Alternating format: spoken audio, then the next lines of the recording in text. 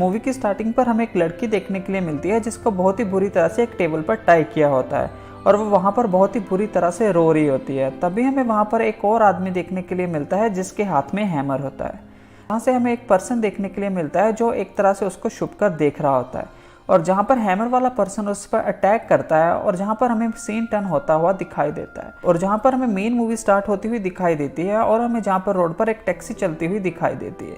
और दूसरी ओर हमें जहाँ पर एक लड़की दिखाई देती है जो कि वॉश बेसिन में एक तरह से वॉमिटिंग कर रही होती है और अचानक हमें उसका नाम देखने के लिए मिलता है जिसका नाम हमें एलिसा पता लगता है और जहाँ पर वो अपनी मदर से बात कर रही होती है और उसकी मदर उसको अपने पास मिलने के लिए बुलाती है और एक बात बोलते हैं कि हम अभी इस चाइल्ड को अफोर्ड नहीं कर सकते और इस तरह से हमें कहानी बढ़ती आगे हुई दिखाई देती है और जहाँ पे हमें एलिसा एक रेस्टोरेंट पे बैठे एक कैब को बुक करती हुई दिखाई देती है और स्टोरी आगे बढ़ जाती है। वहाँ पर उसके पास कैब आती है और उसके साथ उसे 4 लोग और देखने के लिए मिलते हैं जिनमें से एक डॉक्टर होता है, 2 कपल होते हैं और एक जहाँ पर हमें वैसे ड्राइवर देखने के लिए मिलता है। ड्राइवर जिसका नाम हमें फैब्रिजियो देखने के लिए मिलता है वो एक तरह से ब्लॉग शूट कर रहा होता है और जहाँ पर वो सबको इंट्रोड्यूस करता है जहाँ पर कपल्स का नाम रहता है सोफिया और मार्क और जहाँ पर जो एक ओल्ड एज सा पर्सन रहता है जिसका नाम रहता है रिकार्डियो जिसको सब रिक बोलते हैं। अभी हमें थोड़ा दूर जाकर अलिसिया को फिर से एक बार वॉमिटिंग आती हुई दिखाई देती है और जहाँ पर वो कैब से उतरकर एक जंगल की ओर जाती है।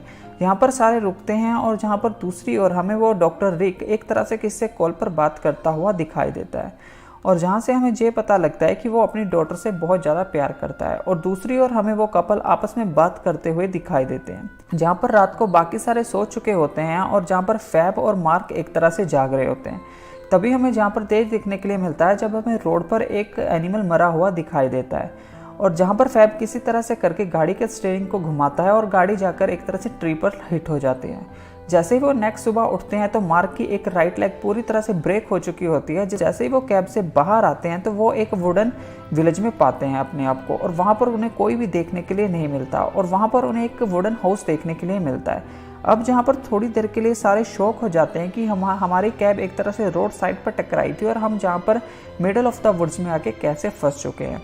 और जहाँ पर वो उस वुडन हाउस के अंदर जाने की कोशिश करते हैं और वो एक तरह से लॉक होता है और जहाँ पर हमें मार्क देखने के लिए मिलता है, मार्क जो कि एक तरह से कैब में बैठा बहुत ही बुरी तरह से तड़प रहा होता है। तभी हमें जहाँ पर एलिसिया अपनी मदर को टेक्स्ट करती हुई दिखाई देती है और जहाँ पर एलिसिया और सोफिया आपस में बात करते हुए दिखाई देते हैं। दूसरी ओर ये देखने के लिए मिलता है कि रिक और फैब जंगल में घूमते हुए आगे जाते हैं रास्ते को ढूंढने के लिए और जहाँ पर हमें ये भी पता लगता है जब रिक और फैब आपस में बात करते हैं कि फैब को एक तरह से मूवीज़ का बहुत ज़्यादा शौक होता है, क्लासिक हॉरर मूवीज़ का, और जहाँ पर वो जेन्युइनली बात करते हैं और हमें वहाँ पर 3 एक तरह से मूर्तियाँ टंगी हुई दिखाई देती हैं वुडन से जिसमें मतलब एक तरह से डार्क मैजिक से भरी हुई वो थिंग्स होती हैं। अब वो इन थिंग्स को देखकर दोनों वहाँ से वापस आते हैं और दूसरी ओर हमें जहाँ पर ये देखने के लिए मिलता है कि एलिसिया एक तरह से उस वुडन हाउस का दरवाज़ा खुलते ही उसके अंदर जाती हुई दिखाई देती है। हमें यहाँ पर ये देखने के लिए मिलता है जब फैब और बाकी सब उस वुडन हाउस में आते हुए दिखाई देते हैं और दूसरी चीज़ हमें जहाँ पर ये देखने के लिए मिलती है कि फैब के कान में एक तरह से माइक्रोफोन सा है, मतलब एक तरह से वो किससे कनेक्ट कर सकता है और जिसके बारे में हमें एक्चुअल नहीं पता होता, जो उसने अपने हेयर के अंदर एक तरह से छुपा रखा होता है। जहाँ पर हमें 3 मॉन्स्टर्स की तस्वीरें देखने के लिए मिलती हैं जिसको फैब एक तरह से डिफाइन करना शुरू करता है और फैब ये बोलता है कि बहुत समय पहले 3 ब्रदर एक तरह से धरती पर आए थे और जहाँ पर हमें एक विलेज देखने के लिए मिला था जो कि एक तरह से स्टार्विंग से मर रहा था भूख के कारण और उन्होंने उस भूख को दूर करने के लिए, उनकी स्टार्विंग को दूर करने के लिए एक तरह से शैतान का रास्ता अपनाया था और जहाँ पर हमें ये पता लगता है कि उन 3 ब्रदर्स के पास एक बोल नहीं सकता था, दूसरा देख नहीं सकता था और तीसरा सुन नहीं सकता था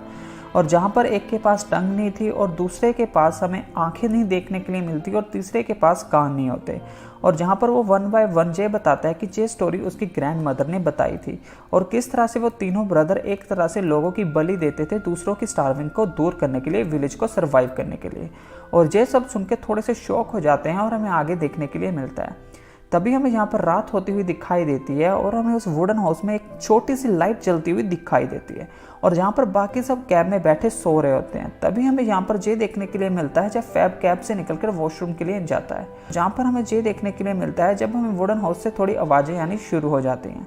जब वो उस वुडन हाउस में जाते हैं, जब उसके ऊपर वाले फ्लोर पर जाते हैं, तो वहाँ पर हमें एक लड़की देखने के लिए मिलती है जिसको एक तरह से वुडन स्टिक से पूरी तरह से घर बनाकर कवर किया होता है। फिर हमें जहाँ पर ये देखने के लिए मिलता है कि उसकी टंग को काटकर एक तरह से बाउल में रखा हुआ होता है। अब सारे जे थिंग्स देख के डर जाते हैं और जहाँ पर हमें एक तरह से बाहर से सायरन की आवाज़ सुनाई देती है, पर हमें वही 3 डार्क मॉन्स्टर्स ब्रदर्स देखने के लिए मिलते हैं जो कि मार्क को गाड़ी से लेकर आते हैं। अब वो मार्क को गाड़ी से लेकर आते हैं और उसे वो स्टेबल पर लेटा देते हैं, और जहाँ पर सोफिया एक तरह से चलाने की कोशिश करती है और जहाँ पर रिक उसके फेस पर हाथ रख देता है, पर हमें उनमें से एक पर्सन हैमर को उठाता हुआ दिखाई देता है और मार्क पर अटैक करना शुरू कर देता है, और जहाँ पर हमें मार्क के दोनों पैर टूटते हुए दिखाई देते हैं। अब जहाँ पर वो मार्क की आंखों पर एक तरह से कोई मशीन रखते हैं और उस मशीन से उसकी आंखों को निकाल देते हैं। दूसरी ओर एक तरह से टंग को वो निकाल चुके होते हैं उस लड़की से, और दूसरी ओर आंखें उन्होंने मार के निकाल ली होती हैं। और जहाँ पर हमें नेक्स्ट ये देखने के लिए मिलता है कि वो उस लड़की को रेस्क्यू करते हैं,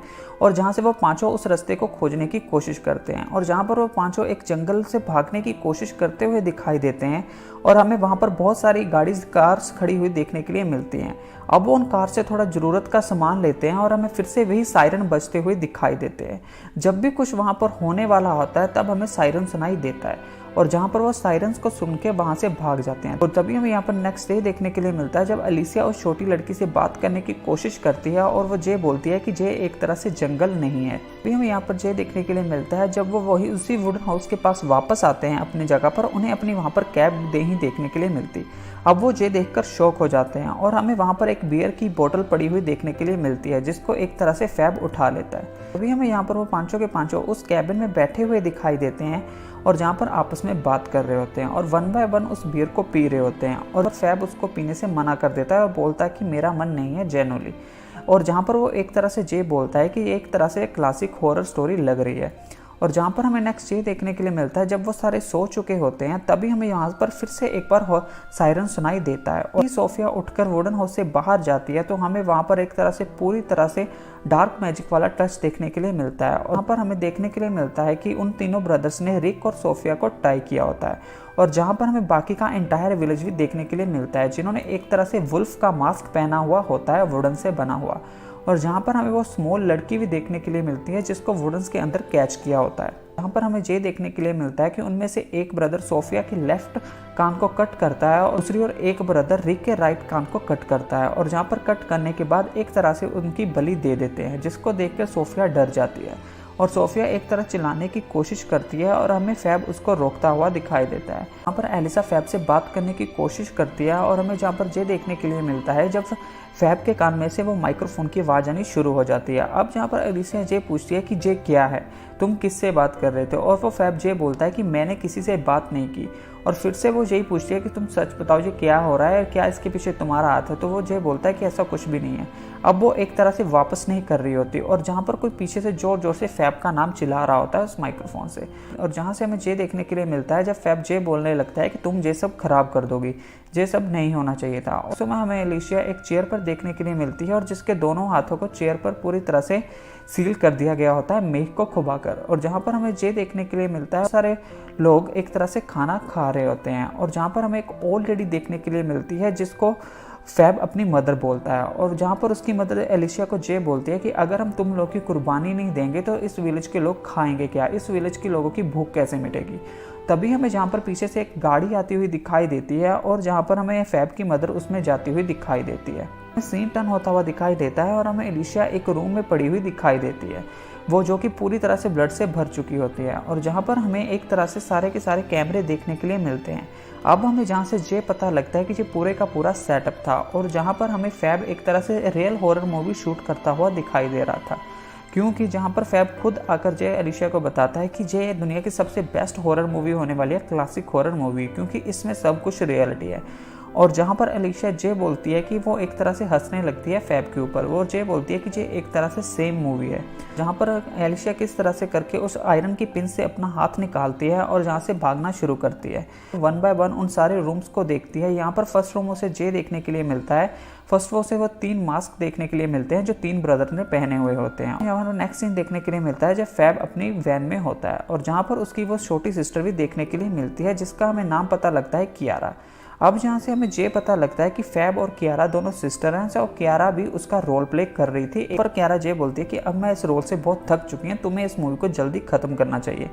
अब जहाँ पर फैब थोड़ा पागल हो जाता है और फैब ये बोलता है कि मैं किसी तरह से उसको हक करूँगा, हक करने के बाद एलिशिया वहाँ पर मर जाएगी और जहाँ पर मैं थोड़ी देर के लिए रोता हुआ दिखाई दूंगा और इस तरह से हम मूवी का एंड करेंगे। और जहाँ पर हमें ये देखने के लिए मिलता है तो कियारा ये बोलती है कि तुम्हें जो करना है करो, और वहाँ पर वो फैब को स्लैप करती है। और जहाँ पर कियारा फिर से अपना गेटअप लेती है और वहाँ से निकलने की कोशिश करती है। फिर जैसे ही वो वैन का डोर खोलती है और जहाँ पर हमें एलिशिया उस पर बहुत बुरी तरह से शूट करती हुई दिखाई देती है और जहाँ पर हमें कियारा की डेथ होती हुई दिखाई देती है। तभी जहाँ पर हमें फैब बाहर आता हुआ दिखाई देता है और फैब एक तरह से ये बोलता है कि तुम ये नहीं कर सकती। और जहाँ पर एलिशिया ने पूरी तरह से वुडन मास्क पहना हुआ होता है और एक तरह से वो उन्हीं मॉन्स्टर्स का रोल प्ले कर रही होती है। और जहाँ पर वो एक तरह से फैब पर शूट करती है और फैब वहाँ पर गिर जाता है। और यहाँ पर फैब फिर से एक बार भागने की कोशिश करता है और जहाँ पर एलिशिया कैमरा को सेट करती है और लास्ट सीन शूट करना शुरू कर देती है। पर वो फैब के माउथ में एक तरह से गन डालती है और बहुत पूरी तरह से शूट करती है। और जहाँ पर हमें फैब का एंड होता हुआ दिखाई देता है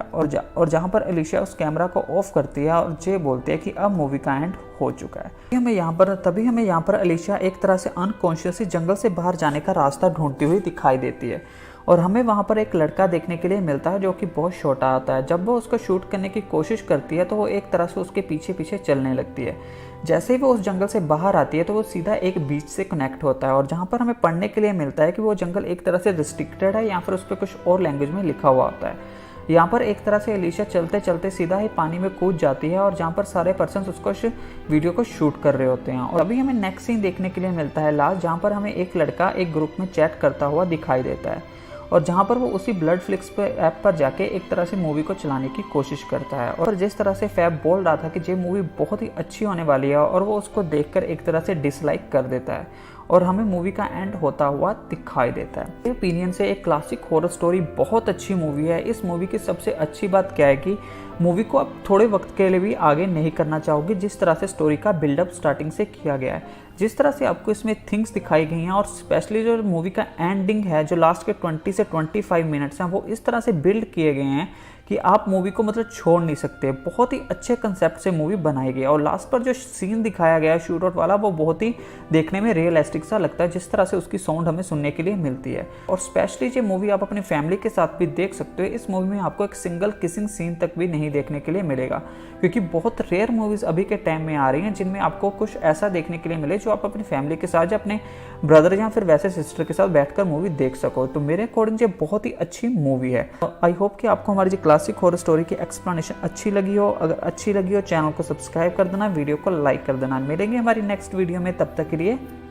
बाय बाय।